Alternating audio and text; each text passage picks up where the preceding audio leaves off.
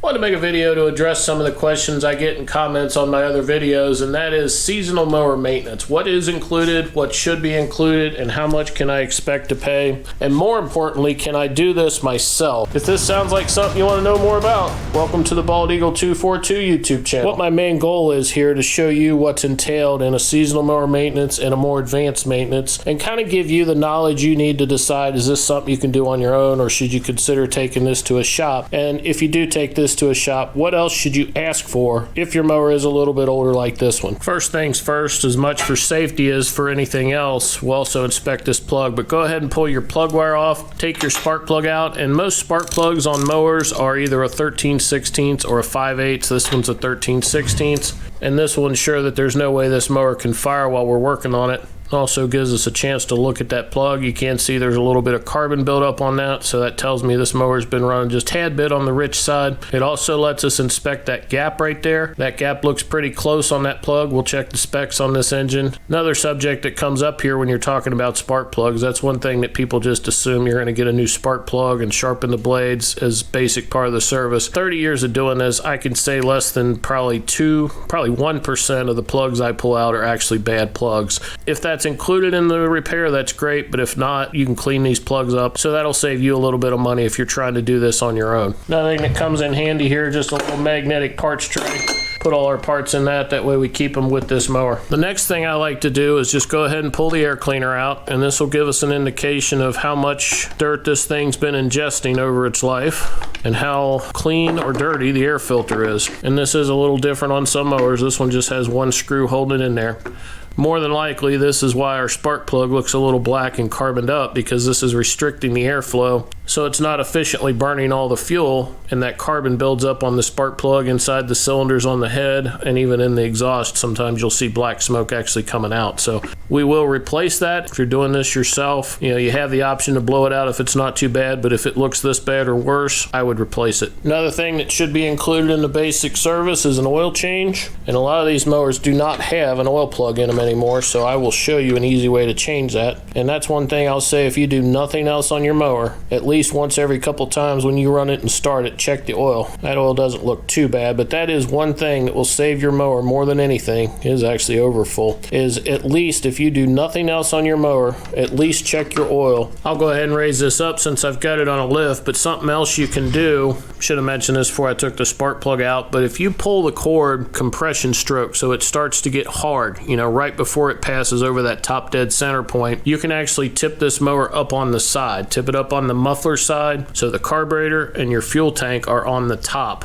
when you tip it up. That will allow you to get to the bottom so we can check the blade. This one does have a belt for the front wheel drive also, so we'll check that. But if you don't have a lift, you can easily tip this thing up with the muffler side down, gas cap at the top, carburetor at the top, with your engine at top dead center on the compression stroke, and that will make sure that oil doesn't run into the muffler. If it does, it'll be very minimal, and it'll also make sure the gas stays on top so it doesn't run out the bottom. Got this thing up on the lift now. Next thing you want to do is go ahead and take this blade bolt out. That is a 5/8. If you got an impact, it's a good time to use it. If not, just block this blade up so it doesn't spin with a wrench, and make sure you've got the spark plug out so there's no chance that this spins and the engine fires.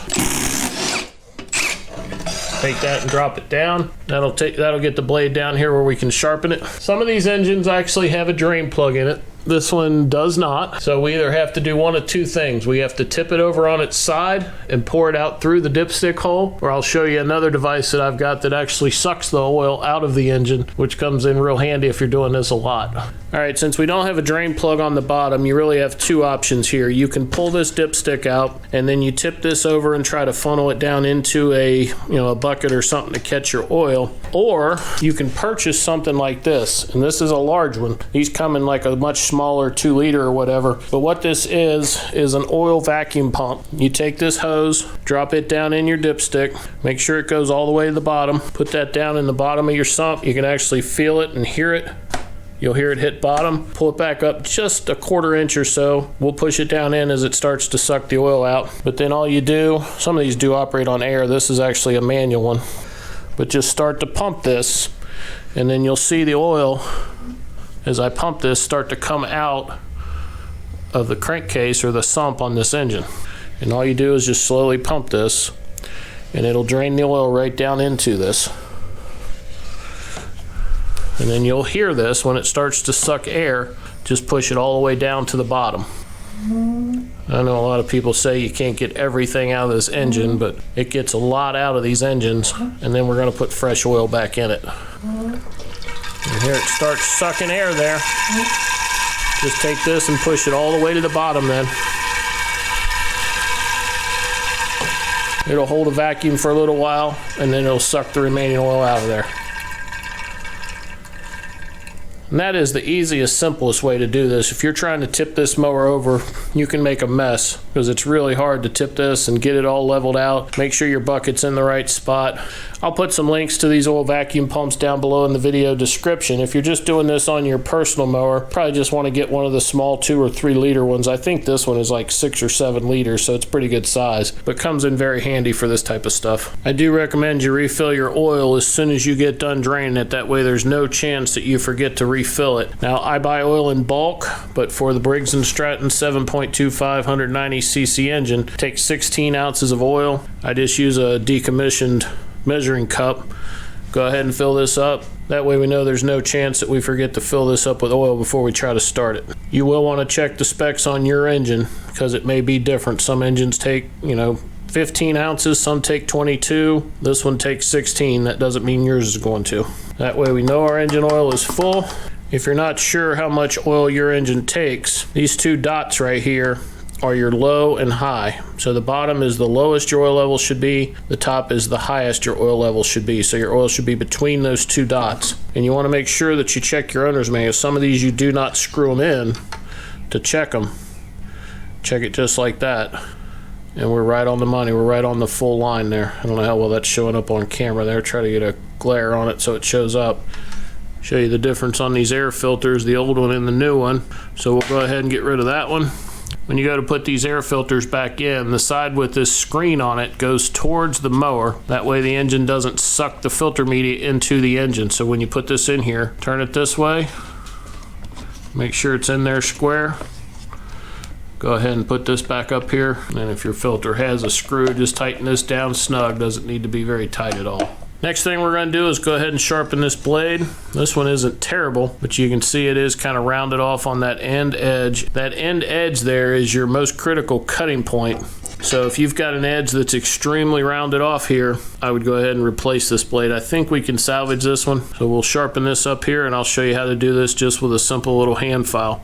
This works best if you've got a vise or something to clamp this blade into, but you can just hang it off the edge of a workbench or a picnic table or whatever's around, and then just take a really fine file. And it doesn't have to be anything really coarse. You want a pretty fine file. You want to make sure you maintain the angle of the blade and file towards the cutting edge. Just be careful if your finger's underneath, you don't come up and slice your finger. You want to make sure that you make long strokes. Take a little bit of time to do this if you're doing it by hand, but as I'm showing you here, it can be done. It does take a little bit of time to do that with a file, but it can be done. So if you don't have any power tools or a way to do that, just use a file and get it as sharp as you can.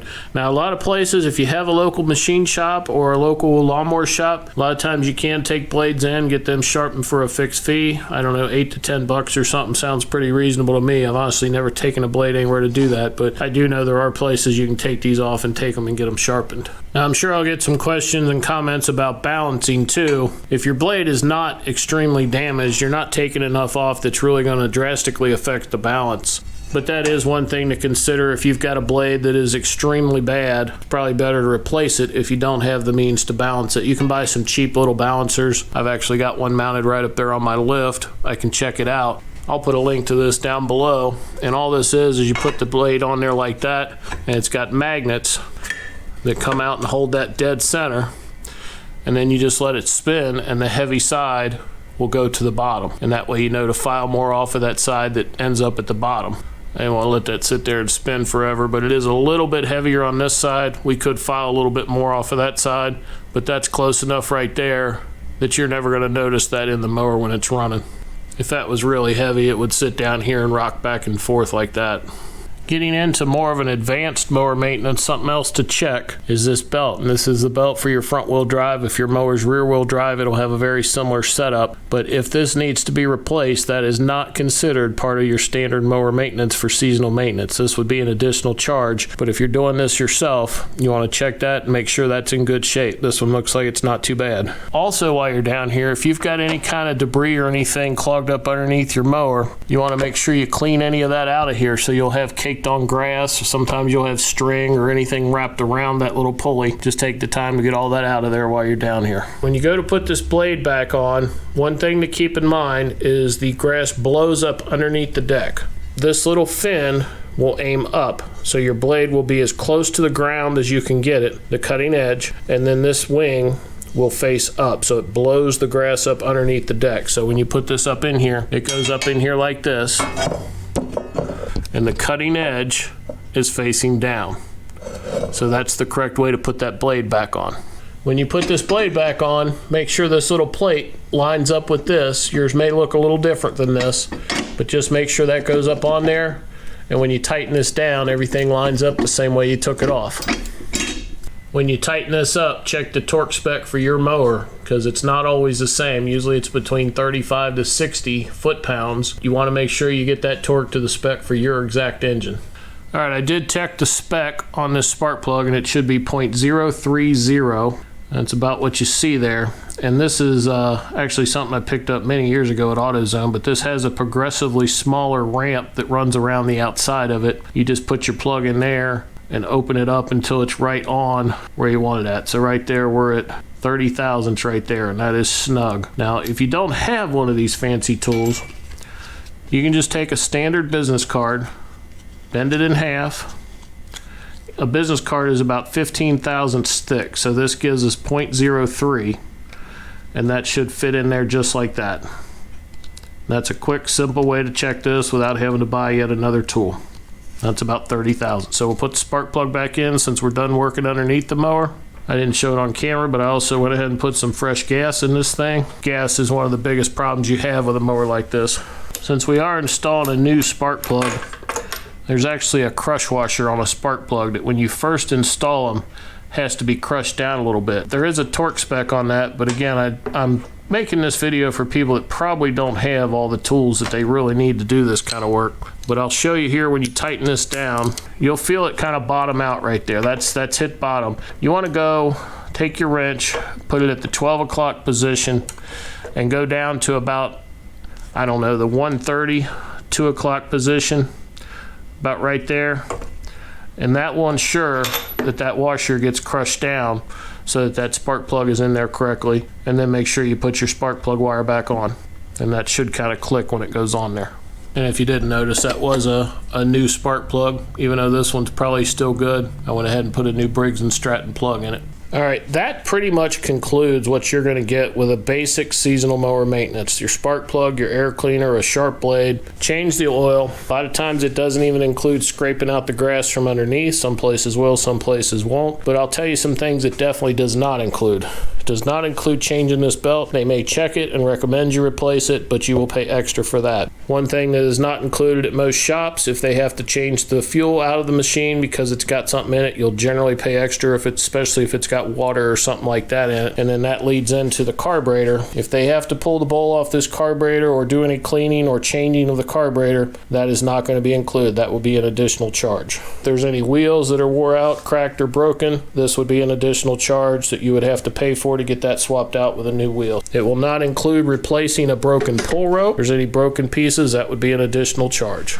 All right, I don't want to ramble on too much longer here on this video, but I do want to say that even if you do the repairs yourself, I at least want to give you the knowledge so that if you have to take your mower to a repair shop, you at least understand the basics and know what to ask for. There's a lot involved with this. You know, I know a lot of repair shops are shutting down. Even if you look on YouTube, you've got Chicanic, you got Terrell, you got Steve Small Engine. All of these are guys that have had, or girls, who have had their own shops that are getting out of it for various different reasons. One of the biggest reasons is it just gets getting extremely hard to find parts for some of this equipment. You wind up with parts and pieces sitting around your shop waiting for stuff to come in that never shows up. So I just want to say, even if you do your own repairs, at least you know what to expect if you're going to take it to a repair shop. I hope this has been helpful for you. I've got another video right up here that you might want to check out that may find some interest in. I hope you hit that subscribe button. Until next time, take care.